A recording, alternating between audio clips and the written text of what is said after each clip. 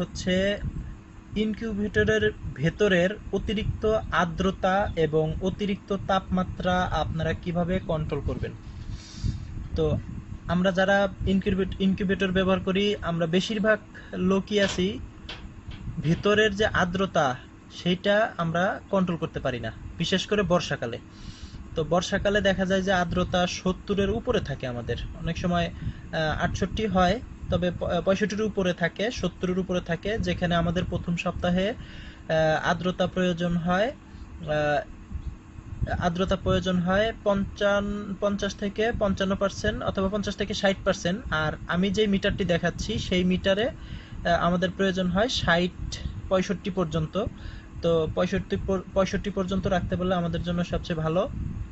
তো আমি এখন যেটা দেখাবো সেটা হলো আমরা কিভাবে ইনকিউবেটরের ভিতরের অতিরিক্ত আর্দ্রতাটাকে এবং অতিরিক্ত তাপমাত্রা বেড়ে গেলে তখন আমরা কি করব এবং কিভাবে সেটা বের করব, কিভাবে সেটা কমাবো, সেই বিষয় নিয়ে এখন আমি আলোচনা করব। তো আমরা একটু আগে দেখছিলাম এখানে ৬২%, ইনকিউবেটরের ভিতরে ৬২% আর্দ্রতা দেখাইছে, এখন আবার 63%। আমার দিনের বেলা 58%-এও নেমে যায়, আবার এখন রাত হওয়ার কারণে এখানে আর্দ্রতা দেখাচ্ছে ৬২। একটু আগে ছিল, আমি এই ইনকিউবেটরটা খোলার আগে ছিল 60%, তো এখন আবার একটু আগে ৬২% হয়েছে। তো এটা আবার আবার কমতে কমতে আবার 60%-এ নেমে যাবে। তো আমি এটা কিভাবে কন্ট্রোল করছি সেটা হলো, অনেকেই কি করে ভিতরে ছাই দেয়, শুকনো বালু দেয় পানি অ্যাবজর্ব করার জন্য, আবার অনেকে বরফ ইউজ করে। এগুলো আসলে মানে বেশি একটা কাজ হয় না এবং এটার সাইড ইফেক্ট থাকে। সো এইটা আমার মনে হয় যে এটা ব্যবহার করাটা আমার আমার মতে যুক্তিসঙ্গত না। তবে আমি যেই ব্যবস্থাটা আবিষ্কার করছি, আসলে আমি এটা অনেক গবেষণা করে বের করেছি।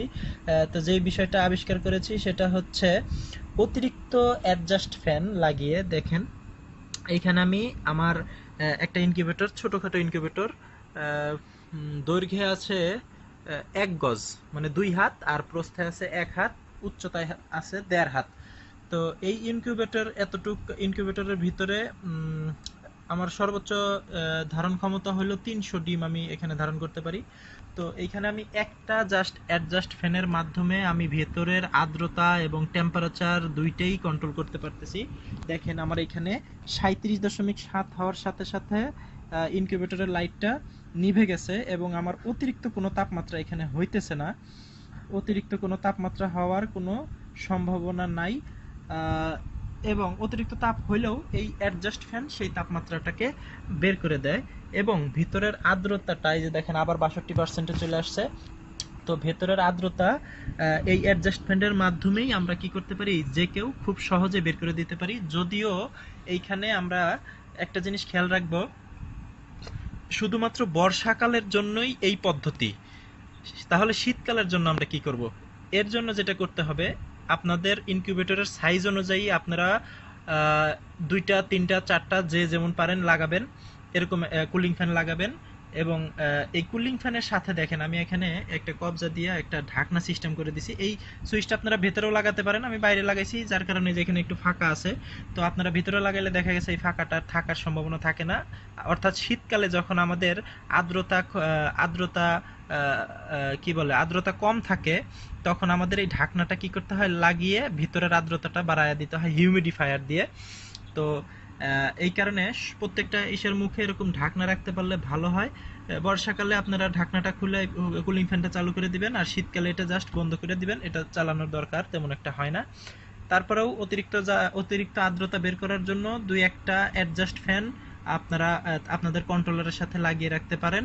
ওইটা XM18, 18D, 18E, তারপরে যে সমস্ত কন্ট্রোলার আপনার অতিরিক্ত হিট টেম্পারেচার কন্ট্রোল করতে পারে, সেই সমস্ত কন্ট্রোলারের জন্য এরকম একটা অ্যাডজাস্ট ফ্যান অবশ্যই লাগাতে হয়। তো এখন আমি যে জিনিসটা দেখাবো, দেখেন এখানে ৬১% দেখাচ্ছে, ৬০%-এ নেমে আসবে। তো আমি এটা সফল হয়েছি অনেক গবেষণার পরে, অনেক কিছু করার পরে আমি এটা সফল হয়েছি। তো মেইন আমাদের যে সমস্যাটা হয়, অতিরিক্ত আর্দ্রতা থাকলে যে সমস্যাটা হয় সেটা হলো, যখন ডিমের বাচ্চাটা যখন বড় হয়, অর্থাৎ প্রথম সপ্তাহে যে জলীয় দ্রবণটা যতটুকু শুকানো দরকার, তো অতটুকু যদি শুকাইতে না পারে বাচ্চা হওয়ার সময় বা ডিম ফোটার সময়, ওই বাচ্চাটা দেখা যায় যে মারা যায়, বেশিরভাগ বাচ্চাই মারা যায়। এই কারণে আমরা অনেক লসের সম্মুখীন হইতে হয় আমাদের অনেকের। তো অনেকেই অনেক ধরনের ভিডিও আমি দেখছি, ইউটিউবে অনেক ভিডিও দেখছি, তো অনেক ভিডিও ঘাটাঘাটি করছি, কিন্তু আমি এর কোনো ফলাফল আজ পর্যন্ত পাইনি। অনেকে অনেক ধরনের পরামর্শ দিছে, অনেক বড় বড় খামারি অনেক ধরনের পরামর্শ দিছে, অনেক ইউটিউবার বা অনেক ইনকিউবেটর সেলার বা ইনকিউবেটর তৈরি করে, ইনকিউবেটর চালায়, তারাও অনেক ধরনের পরামর্শ দিছে, কিন্তু কোনো পরামর্শে আমি সফল হইতে পারি নাই। আমার জাস্ট 70-এর উপরে 68-র উপরে আর্দ্রতা সবসময় দেখাইছে, কিন্তু এখন আমি যে ব্যবস্থাটা নিছি সেই ব্যবস্থার কারণে আমার ভিতরে এই দেখেন 61% দেখাচ্ছে। এবং এটাতে একটু কারেন্ট খরচ বেশি হবে, যেহেতু অ্যাডজাস্ট ফ্যান সবসময় চলার কারণে তাপমাত্রা বের হয়ে যাবে, এই কারণে কারেন্টের খরচটা একটু বেশি হইলেও আপনার ডিমগুলো সুস্থ থাকবে, মানে বাচ্চাগুলো ঠিক মতো বের হতে পারবে। তো ওইদিকে বিবেচনা করলে আমরা আমরা আমাদের তো ইনকিউবেটর আমরা দিছি বাচ্চা বের করার জন্য, বাচ্চা তৈরি মানে বাচ্চা উৎপাদনের জন্য। এখন যদি আমরা কারেন্টের হিসাব করি তাহলে দেখা যাবে যে আমাদের অনেক ক্ষতির সম্মুখীন হইতে হবে। তবে বেশি একটা কারেন্ট খরচ হয় না। দেখেন, আমি একটু ভেতরটা দেখাই। আর ইনকিউবেটরের ভিতরে অবশ্যই এই মিটারটা রাখতে হবে। এই মিটার আমরা প্লাস 10%, মানে অন্যান্য মিটারে যদি 50% হয়, এই মিটারে আমাদের 60% ধরে নিতে হয়। তো 60% ধরলে এই মিটারে সঠিক মানটা দেখায়, কারণ এই মিটার এমনিতেই কম বেশি হয়ে থাকে। তো এখানে দেখেন 62% দেখাইতেছি। আমার হিউমিডি কন্ট্রোলের জন্য এখানে অতিরিক্ত আমি আর কোনো কিছু ব্যবহার করি নাই, কোনো ছাই নাই, কোনো কিছু নাই। দেখেন, শুধুমাত্র এই অ্যাডজাস্ট ফ্যান, অর্থাৎ একটা মাত্র অ্যাডজাস্ট ফ্যানের মাধ্যমে আমি আমার ভিতরের সমস্ত আর্দ্রতা এবং ওভার টেম্পারেচার দুইটাই কন্ট্রোল করতে পারতেছি। এইটা আসলে বলা চলে আমার ক্রিয়েটিভিটির ভিতরেই পড়ে। আমি অনেক গবেষণার ফলে এটা আবিষ্কার করছি এবং তৈরি করছি। আশা করি আপনাদের সবার উপকৃত হবে, এর জন্য আমি ভিডিওটি আপলোড দিলাম।